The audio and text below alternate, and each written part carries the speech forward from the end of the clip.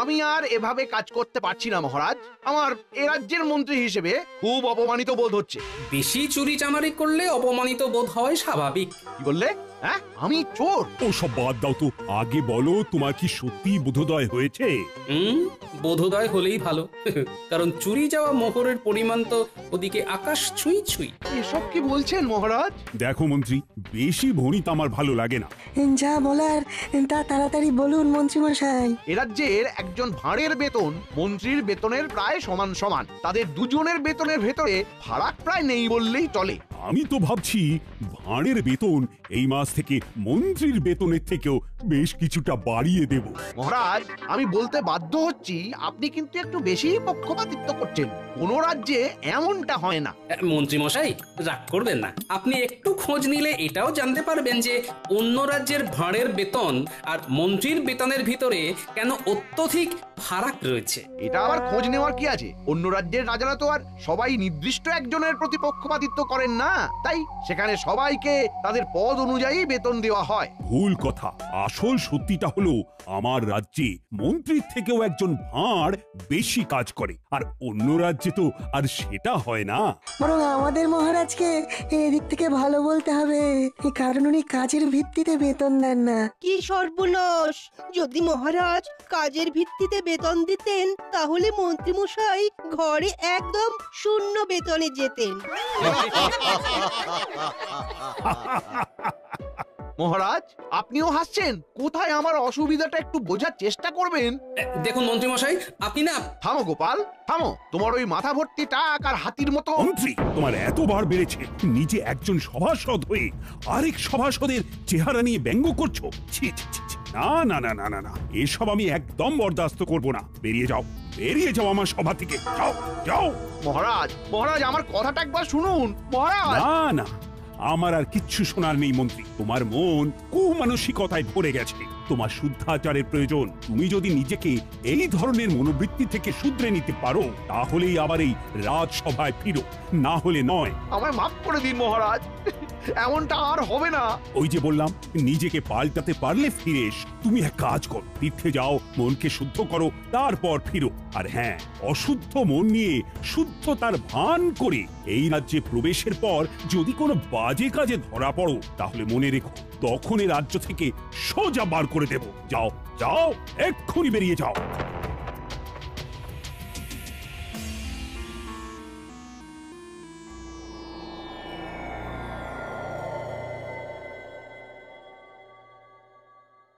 কিরে ঘটে, ব্যাপারখানে কি?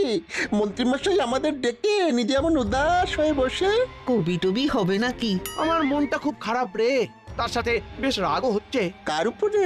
আরে গোপালের চেহারাটা যে হাতির মতো, সেটা বলতেই মহারাজ গেলেন চোটে। আমায় সব সভাসদদের সামনে তাড়িয়ে দিয়ে বললেন মনকে শুদ্ধ করে ফিরতে। ওই দুজনকে আমায় জব্দ করতেই হবে। বুঝেছি বুঝেছি, তাই আমাদের ডেকেছেন, তাই তো? সবই তো বুঝিস, সব কথা কি আর মুখে বলতে হয়? কিছু একটা পরিকল্পনা কর। আমাদের হাতটা গরম করে দিন, কাজ হয়ে যাবে। আমার এখন মাথা গরম আছে, তাই তোদের হাতের বদলে উড়ন আর বসন দিয়ে কান গরম করে দিতে পারি। সুতরাং এখন যা, আগে কাজের কাজটা কর। বেশ, তাহলে আসি। কাল ভোরেই পরিকল্পনা করে আপনার বাড়ি যাচ্ছি। বেশ হয়েছে, মহারাজ মন্ত্রীকে বার করে দিয়েছেন। হ্যাঁ, মানুষের চেহারা ভারী হতেই পারে, তা বলে এমন কথা কেউ বলে? মন্ত্রী মশাই বরাবর অমন স্বভাবেরই লোক, বুঝলে। যাদের স্বভাব এমন হয় তারা হাজার চেষ্টা করলেও সহজে বদলায় না। হ্যাঁ গিন্নি, চেষ্টাটাও সৎ হতে হয়, না হলে এরকমও মানুষ করে যে ভিতরে ভিতরে কোনো চেষ্টা করে না, এদিকে মুখে বলে চেষ্টা করেও কোনো লাভ হচ্ছে না। মানুষ চেষ্টা করলে সব পারে গিন্নি। তোমার সাথে মন্ত্রী মশাই এরকম করলে না আমার খুব খুব রাগ হয়। হ্যাঁ না, এর জন্য আমার কোনো আক্ষেপই নেই গিন্নি। আমি আমার রাজ্যকে ভালোবাসি, তাই করি। তাছাড়া একজন রাজ্যবাসী হিসেবে এটা তো আমার কর্তব্য। সত্যি তোমার জন্য না আমার না খুব গর্ব হয় গো। আর আমারও তোমার জন্য।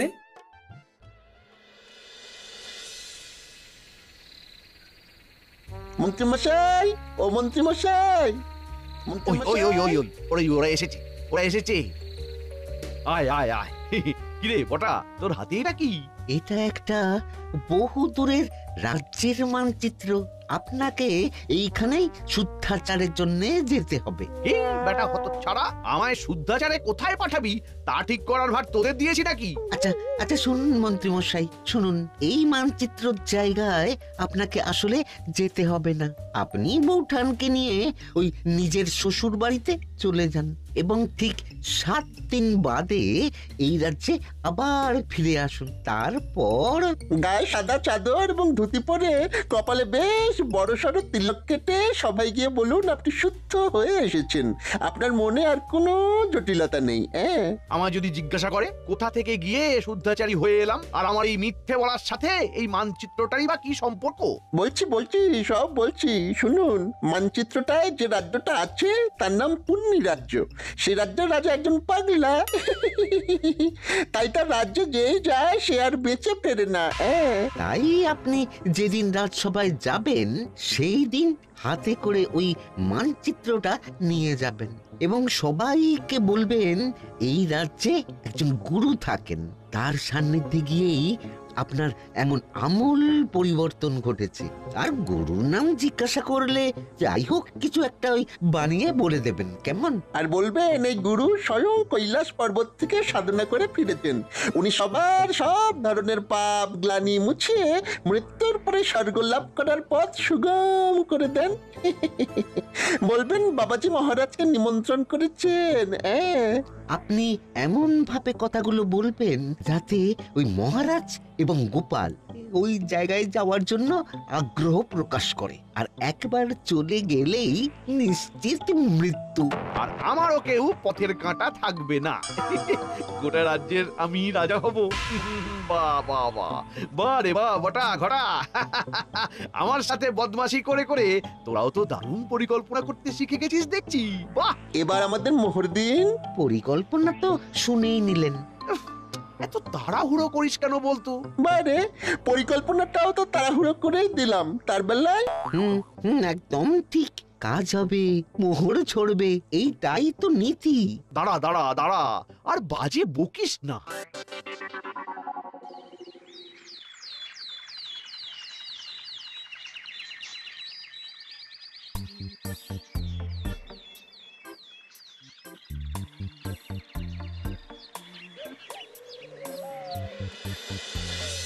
কি বলছো গোপাল? মন্ত্রী সত্যি সত্যি মন পরিশুদ্ধ করতে তীর্থে গেছে? আগে হ্যাঁ মহারাজ, নিজের চোখে দেখে এলাম বাড়িতে তালা ঝুলছে। আর পাড়া প্রতিবেশীদেরও নাকি বলে গেছে যে সে নিজেকে পরিশুদ্ধ করতে স্ত্রীকে নিয়ে দিন সাতেকের জন্য তীর্থে যাচ্ছে। বাবা, আমার এক কথাতেই যে মন্ত্রী এভাবে তীর্থে যাবে ভাবতেই পারছি না। যাকে এখন মন্ত্রীর সুমতি হলেই হলো, কি বলেন? যা বলেছো। আচ্ছা মহারাজ, আমি তাহলে আজ আসি। হ্যাঁ, বেশ বেশ বেশ। ও গোপাল, একটা কথা ছিল। বলুন মহারাজ। বলছি যে যতদিন না মন্ত্রী ফিরছে তুমি কি আমার রাজ্যের নতুন মন্ত্রী হবে? ও বাবা, ক্ষমা করুন মহারাজ, আমি এই রাজ্যের ভাঁড় হিসেবেই ঠিক আছি। ওইসব ভারী ভারী পদে আমায় বসাবেন না মহারাজ। আমি জানতাম তুমি ঠিক এই উত্তরটাই দেবে। বেশ গোপাল, ঠিক আছে, তুমি এখন আসতে পারো।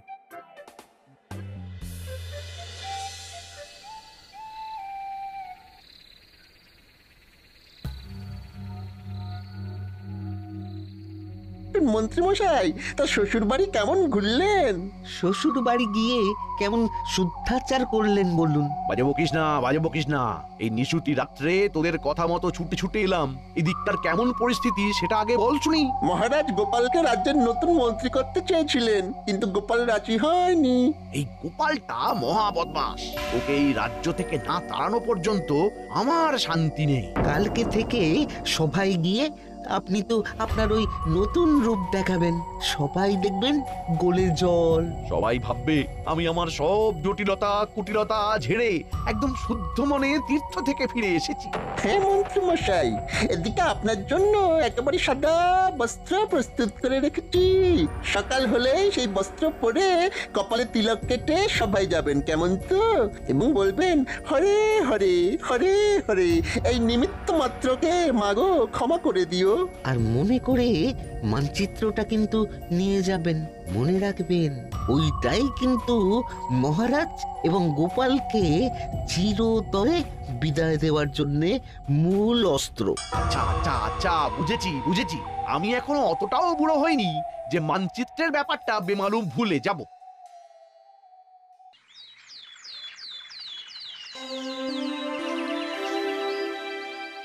তাহলে সবাই বলছো নতুন পদ্ধতিতে কাজ করতে কোনো রকম অসুবিধে হচ্ছে না, তাই তো? না মহারাজ। বেশ, শুনেও ভালো লাগছে। তোমরা এভাবেই সবাই একে অপরের পাশে থেকে মন দিয়ে কাজ করে যাও। হ্যাঁ মহারাজ।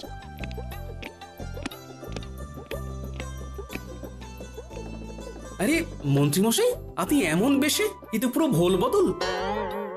হ্যাঁ মন্ত্রী, তুমি? এ কি বেশ বদল? শুধু আমার বেশ বদল হয়নি মহারাজ, গোটা আমিটাই বদলে গেছি। আমার এখন পৃথিবীর সব মোহমায়াই বড্ড মেকি মনে হচ্ছে। এখন আমার মন শুধু এইটাই বলতে চাইছে যে আমি নিজের মতো বাঁচতে চাই, আমি আমার মতো ভালো আছি, কারুর সাথে পাঁচি নেই। শান্তি শান্তি শান্তি। মন্ত্রী, ও মন্ত্রী, এ তোমার হলো কি? আমি যে তোমাকে চিনতেই পারছি না। এসব ব্যাটার চাল কি না কে জানে। মহারাজ, আমি আপনার কাছে কৃতজ্ঞ। ভাগ্যিস আপনি আমার মনকে শুদ্ধ করে তোলার জন্য তীর্থে যাওয়ার আদেশ দিয়েছিলেন, না হলে তো আমি আমার সকল পাপ ধুয়ে মুছে মৃত্যুর পর স্বর্গলাভ সুনিশ্চিত করতেই পারতাম না। মন্ত্রীমশাই, আপনার স্বর্গলাভ সুনিশ্চিত, এটা কি সত্যি? হ্যাঁ গোপাল, আমি তো আর আগের মতো নেই। আমি আমার সব পাপ ধুয়ে মুছে করেছি সাফ। তুমিও আমায় ক্ষমা করে দিও। এসো এসো, বরং তোমার পা ধরে ক্ষমা চাই। ভুল স্বীকার করতে এখন আর আমার কোনো দ্বিধা নেই গোপাল। তা কে তোমায় শুদ্ধ হতে সাহায্য করলো শুনি? আর তুমি কোথায় বা তীর্থ করতে গেছিলে? এই দেখুন এই মানচিত্রটা, এই যে এই এই এই এই গোল মতো জায়গাটা দেখছেন, এটা হলো পুণ্যি রাজ্য। আমাদের রাজ্য থেকে প্রায় 150 ক্রোশ দূরে এখানে ধুনি বাবার আশ্রম আছে। উনি স্বয়ং কৈলাস পর্বত থেকে সাধনা করে ফিরেছেন। এই বাবার কাছে গেলে উনি এমন এক জল দেন যা দিয়ে স্নান করলে সবার পাপ মুছে গিয়ে স্বর্গলাভের পথ সুগম হয়ে যায়। এছাড়া ধুনি বাবাই বোঝান আসল জীবনের অর্থ কি, মায়া মোহ কাটিয়ে কিভাবে সাদা সিধে জটিলতা কুটিলতাবিহীন জীবনযাপন করা যায়। হরে হরে। মা গো, অপরাধ না নিয়ে ক্ষমা করে দিও মোরে। আর হ্যাঁ মহারাজ, উনি আপনাকেও কিন্তু সেখানে অনেকবার করে যাওয়ার জন্য আমন্ত্রণ জানিয়েছেন। আমিও নিজের জীবনে অজান্তে কতই না পাপ করে ফেলেছি, তাই সেই সব পাপের বোঝা ছেড়ে ফেলে আমিও আমার মৃত্যুর পর স্বর্গলাভ সুনিশ্চিত করতে চাই। মন্ত্রী, আমি ধনী বাবার আশ্রমে গিয়ে জীবনের আসল অর্থ বুঝতে চাই। আমি ওনার নিমন্ত্রণ রক্ষা করতে চাই। মহারাজ, এত তাড়াতাড়ি কোনো সিদ্ধান্ত নেবেন না। আমার মনে হয় যে নিজের চোখে দেখছো তো মন্ত্রীর কি আমূল পরিবর্তন ঘটেছে। এরপরে আমি আর ধনী বাবার কাছে না গিয়ে থাকতে পারি, বরং তোমারও আমার সাথে যাওয়া উচিত। আজ্ঞে মহারাজ, আমি? আচ্ছা বেশ, আমিও যাব। আমরাও যাব মহারাজ। না না না, দেখো, সবাই মিলে এক্ষুনি গেলে হবে না। আগে আমি আর গোপাল ঘুরে আসি, তারপর তোমরা দলে দলে যেও। একদম ঠিক। তাহলে মহারাজ কবে রওনা দেবেন? কাল একদম ভোরেই রওনা দিতে চাই, বেশি দেরি করে তো লাভ নেই। আচ্ছা মন্ত্রী, আমি যেহেতু কদিন থাকছি না, তাই তুমি একটু কষ্ট করে রাজ্যটা সামাল দিও, কেমন? মহারাজ, আমায় আবার এসবের মধ্যে কেন জড়াচ্ছেন? রাজ্যপাঠ আমি যে দিয়েছি ছেড়ে। এই কটা দিন একটু সামলে দাও মন্ত্রী, আমি কিছু শুনতে চাই না। বেশ মহারাজ, আপনি যখন বলছেন তখন তাই হোক। ও মন্ত্রী, আরেকটা কথা, বাবার কাছে যাওয়ার জন্য কি কোনো রকম বিশেষ নিয়মপত্র আছে? মহারাজ, সমস্ত অহংকার ছেড়ে, রাজবেশ ছেড়ে, সৈন্য ছাড়া একদম আর 5টা সাধারণ মানুষের মতো পায়ে হেঁটে যান, তাহলেই দেখবেন বাবা আপন করে নিয়েছেন। বুঝে গেছি বুঝে গেছি।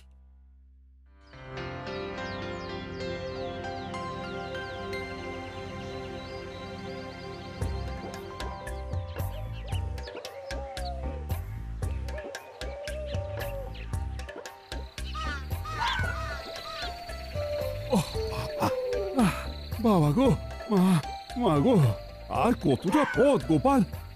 হাঁটতে হাঁটতে পা ফুলে গেল তো। মহারাজ, বুঝতেই পারছি আপনার খুব কষ্ট হচ্ছে, কিন্তু আরেকটু কষ্ট করে ওই বট গাছটা পর্যন্ত চলুন, তাহলে আপনি পুণ্যি রাজ্যে প্রবেশ করে ফেলবেন। ওই বট গাছটা থেকে শুরু হচ্ছে পুণ্যি রাজ্য। গোপাল, ও গোপাল, আজ রাত্রিটা থাকবো কোথায় বলো তো? ওই বট গাছের নিচেই কি কাটাতে হবে? হ্যাঁ মহারাজ, আপাতত তাই তো মনে হচ্ছে, কারণ ত্রিসীমানায় তো কোনো বাড়ি দেখছি না। আর মানচিত্র অনুযায়ী আমরা পুণ্যি রাজ্যে প্রবেশ করলেও বাবার আশ্রম আরো খানিকটা দূরে রয়েছে মহারাজ, যেখানে আপনি কাল সকালের আগে যেতে পারবেন না। বেশ, তাহলে গাছের নিচেই রাতটা কাটাই আর কি। পুণ্যি রাজ্যে এসে পুণ্য করতে একটু কষ্ট তো সইতেই হবে। একদম চিন্তা করবেন না মহারাজ, আপনি নিশ্চিন্তে ঘুমন, আমি জেগে আছি।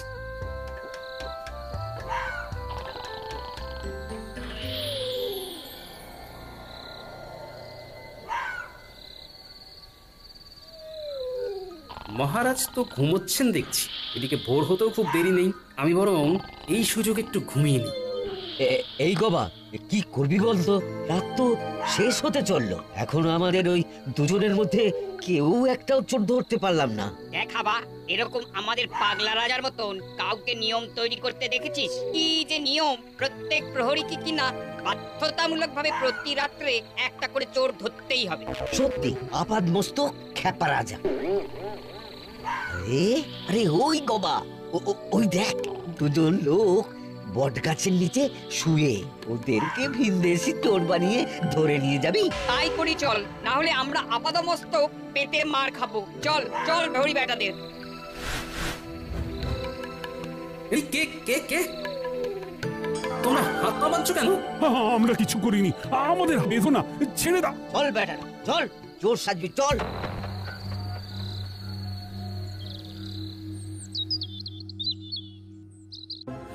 আমাদের তোমরা ছেড়ে দাও, আমরা চোর নই। আরে জানি জানি, সে তখন থেকে এক কথা বলে কানটা ছাড়া পাড়া করে দিল। আহা, জানোই যখন চোর নই তখন ধরে রেখেছো কেন? এই আড্ডা আমরাকে নিয়ে তো ভীষণ মুশকিল হলো, ঠিকঠাক করে কথাও বোঝে না।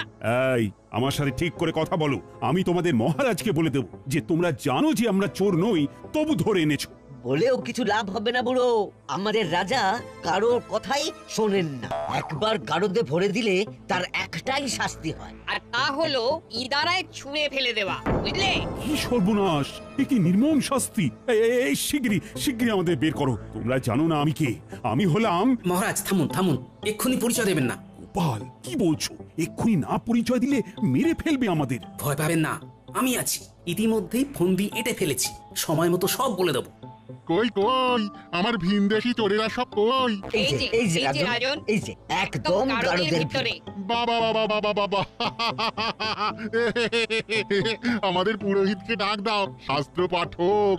তারপর সব ব্যবস্থা হয়ে গেলে এদেরকে ইদারার সামনে ফেলার জন্য নিয়ে যাও, আমি মজা দেখবো।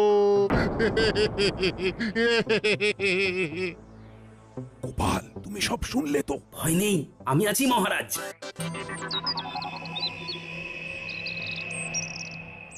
তাহলে সব প্রস্তুত তো? হ্যাঁ, এই এই তুমি ওদিকে ওনার কাছে যাচ্ছ কেন? আমাকে ঠাকুরের নাম শোনাতে, মরতে যাচ্ছি তো তাই। মহারাজ, আপনি এবারে আমার সাথে মারপিট শুরু করবেন। ওরা যদি জানতে চায় কেন মারপিট করছি, তাহলে বলবেন আমরা পেশায় জ্যোতিষী। আমরা গণনা করে দেখেছি যে আজ দুজনের ভেতরে যেজন আগে ইদারায় ঝাঁপ দিয়ে মরবে সে স্বর্গবাসী হবে এবং পুণ্য লাভ করবে। বেশ বেশ, মুক্ত করে দাও দুজনকে, মুক্ত করে দাও। আমি আগে ইদারায় ঝাঁপ দেবো। না, আমি। তবে রে বেটা, দেখ কেমন মারি তোকে। আয় আয়, আমিও মজা দেখাচ্ছি। কি তোমরা থামো, তোমরা থামো, তোমরা থামো, তোমরা কারা তুমি? হ্যাঁ, এভাবে মারপিট করছো কেন? আমরা জ্যোতিষী, গণনায় দেখেছি যে আজকে ইদারায় ঝাঁপ দিয়ে আগে যে মরবে সে পুণ্য লাভ করবে এবং স্বর্গবাসী হবে। কি তোমরা চোর নও? আজকে যে ঝাঁপ দেবে সে স্বর্গবাসী হবে, পুণ্য লাভ করবে। হ্যাঁ, তাহলে তোমরা আর কষ্ট করে ঝাঁপাবে কেন? আমি ঝাঁপ দিচ্ছি, আমার পুণ্য লাভ হবে, স্বর্গবাস হবে। দুটোরই প্রয়োজন আছে। এই 1 2 3। রাজন, উফ, কি বাঁচান বাঁচলাম বাবা। আমরা এখন কি করব? তোমরা শিগগির আগে ওনাকে তোলার ব্যবস্থা করো। আসলে আজকে এরকম কিছু ঘটবেই না। আর আমরা কেউ জ্যোতিষীও নই। উনি হলেন কৃষ্ণনগরের মহারাজ রাজা কৃষ্ণচন্দ্র, আর আমি হলাম গোপাল ভাঁড়। আমরা এখানে ধনী বাবার আশ্রমে যাব বলে এসেছিলাম। কি ধনী বাবার আশ্রম? কিন্তু এখানে তো এইরকম কোন আশ্রম নেই। ঠিক বলছো? হ্যাঁ, ও ঠিকই বলেছে। বেশ, বুঝে গেছি আসল ব্যাপারখানা কি। আমরা চললাম, তোমরা ওনাকে বাঁচাও।